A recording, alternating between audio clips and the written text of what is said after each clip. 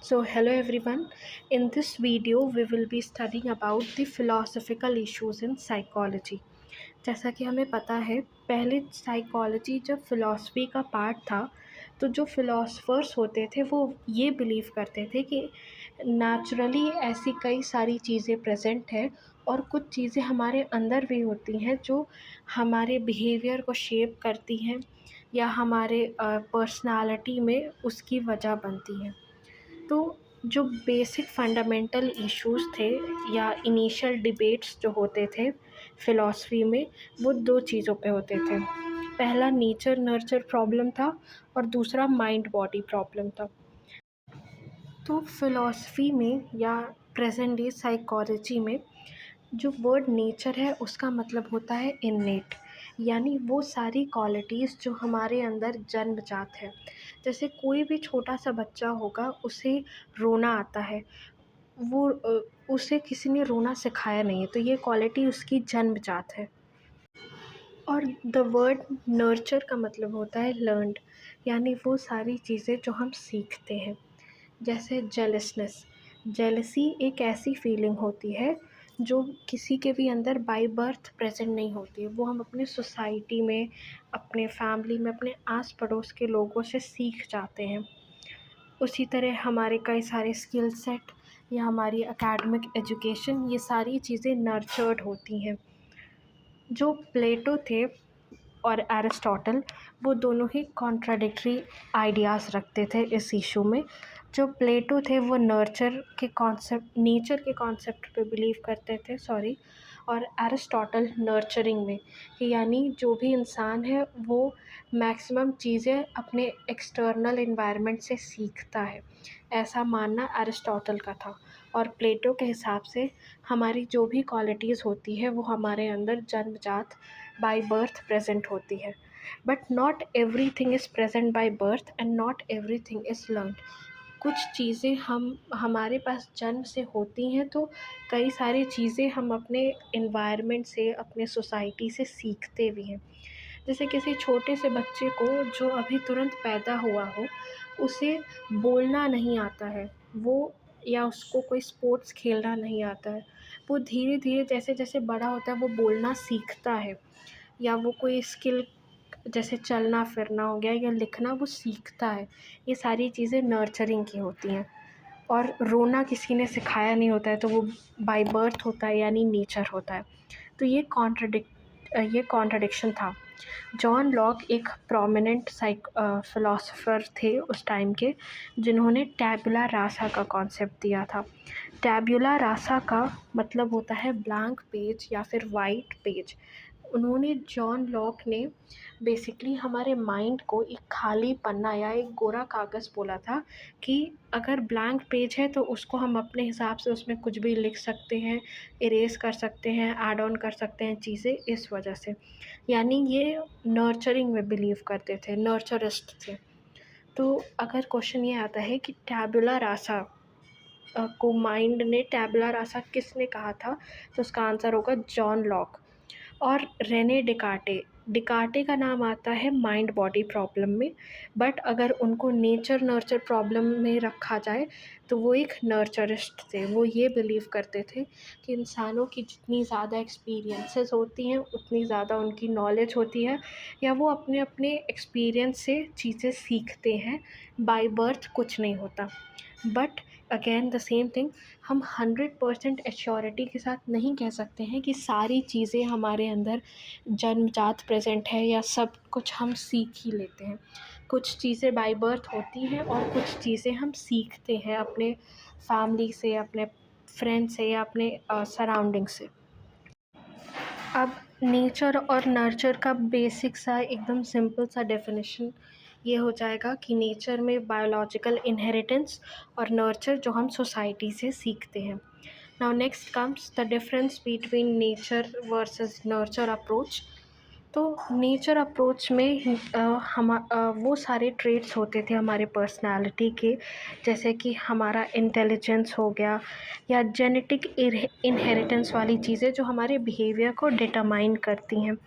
और वहीं नर्चर में जैसे हमारे बिहेवियर पे हमारे कल्चर का भी इम्पैक्ट होता है। अगर कोई नॉर्थ इंडिया से है तो नॉर्थ इंडियंस में कल्चर होता है कि लोगों का पैर छू के उनको विश करना। बड़े हैं तो उनको किसी भी फेस्टिवल पे या मिलने पे हम पैर छू के ग्रीटिंग्स देते हैं। ये नॉर्थ इंडिया का कल्चर है, तो ये एक बिहेवियर ही हुआ, एक्सटर्नल बिहेवियर ह्यूमंस का जो हमें दिख रहा है। वहीं साउथ इंडिया में अगर हम जाते हैं तो वहाँ पे एल्डर्स को ग्रीट करने के लिए पैर छूना ज़रूरी नहीं है। वहाँ के कल्चर के हिसाब से हाथ जोड़ के भी नमस्ते होता है। तो कल्चर का भी इम्पैक्ट पड़ता है हमारे बिहेवियर में। तो ये जो कल्चर सोसाइटी वाला जो एस्पेक्ट होता है, ये नर्चर में आता है। और नेचर में हमारे जीन्स, हमारा बायोलॉजिकल इनहेरिटेंस जो कुछ भी है, वो सब कुछ नेचर का एग्ज़ाम्पल है। अब जैसे अगर एग्ज़ाम्पल लिया जाए 2 ट्विन्स बच्चों का, तो उनके जीन्स सेम होते हैं, उनके फेशियल फीचर्स भी ऑलमोस्ट सेम होते हैं, उनके फ़िज़िकल अपीयरेंस में बहुत ज़्यादा डिफरेंस नहीं होता, यानी उनका नेचर एक जैसा है। बट नर्चरिंग में ज़रूरी नहीं है दोनों का टेम्परामेंट एक जैसा हो। अगर पहला ट्विन जो है, ट्विन में से जो पहला बच्चा है वो बहुत स्वीट है, बहुत काम है, तो दूसरा वाला भी एकदम काम ही हो, वो एग्रेसिव हो सकता है, वो इम्पल्सिव हो सकता है। यानी बिहेवियर में डिफरेंसेस आते हैं और उसका रीज़न होता है नर्चर। तो ये एक कॉन्ट्रडिक्शन था, एक फंडामेंटल या बेसिक इशू था साइकोलॉजी में इनिशियली, क्योंकि हम क्लियरली ये नहीं बता पा रहे थे कि कौन सा बिहेवियर हमारा नेचर है, कौन सा बिहेवियर हमारा नर्चर है। क्या 100% सब कुछ हमें नेचुरली मिला हुआ है, या 100% हम अपने इन्वायरमेंट पे डिपेंडेंट हैं कुछ भी सीखने के लिए या समझने के लिए। तो this was the very first philosophical issue in psychology.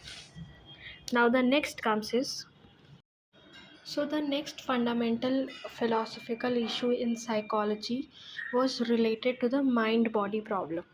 Mind body problem में इस कॉन्सेप्ट में जो मेजर क्वेश्चन या डाउट उस वक्त का ये था कि क्या माइंड और बॉडी दोनों ही एग्जिस्ट करते हैं, क्योंकि बॉडी तो विजिबल थी पर माइंड किसी को दिखता नहीं था, दिखता सिर्फ ब्रेन था। और उस वक्त भी इतनी साइंटिफिक एडवांसमेंट नहीं थी कि ह्यूमन बॉडी के हर एक ऑर्गन को स्टडी किया जा चुका था, ऐसा कुछ नहीं था उस वक्त।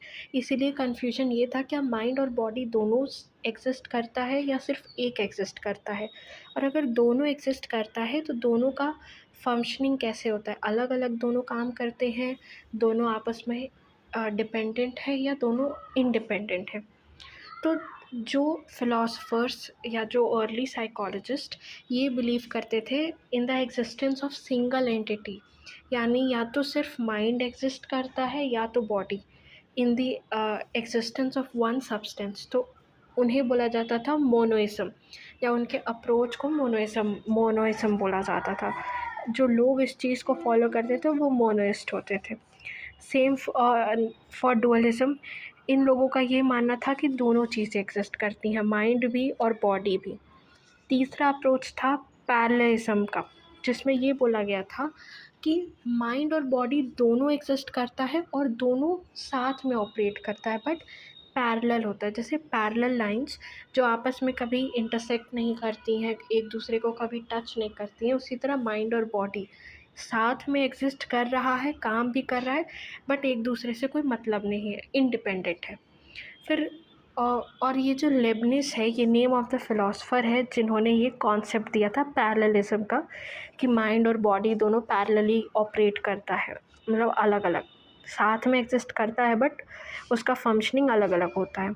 फिर चौथा है इंटरैक्शनिज़म। यहाँ पे जो मेन फ़िलासफ़र का नाम है वो है रेने डिकार्टे। ये वही रेने डिकार्टे हैं जिनका नाम नेचर नर्चर प्रॉब्लम में एज अ नर्चरिस्ट माना जाता है, जो एक्सपीरियंसेस में बिलीव करते थे। यहाँ पे इस प्रॉब्लम में उनका ये मानना है कि माइंड और बॉडी दोनों एग्जिस्ट करता है और दोनों आपस में डिपेंडेंट है, साथ में इंटरैक्ट करता है, तब जाके ह्यूमन बिहेवियर फॉर्म होता है। रेने डिकार्टे ने पीनियल ग्लैंड को, जो कि हमारे ब्रेन में प्रेजेंट होता है, वो इमेज में देख सकते हैं आप, तो पीनियल ग्लैंड को उन्होंने सेंटर ऑफ एनिमल स्पिरिट बोला था। यहाँ पे एनिमल स्पिरिट का मतलब है हमारे सोल से, यानी ह्यूमंस की आत्मा से। तो जो हमारे सोल को कंट्रोल करती है या जो हमारे सोल का जो मेन सेंटर है उसे पीनियल ग्लैंड बोला गया था। रेने डिकार्टे ने ये बात बोली थी। वो पीनियल ग्लैंड को एज अ प्रिंसिपल सीट मानते थे, किसका, सोल का। और उनका ये मानना था कि सोल जो है कनेक्शन बिल्ड करता है, माइंड और बॉडी के बीच बीच का ब्रिज है, वो गैप को फिल करता है। अगर माइंड और बॉडी इंटरैक्ट कर रहे हैं तो वो कैसे इंटरैक्ट कर रहे हैं, अकॉर्डिंग टू रेने डिकार्टे वो सोल के थ्रू इंटरैक्ट कर रहे हैं। So this was about mind body problem.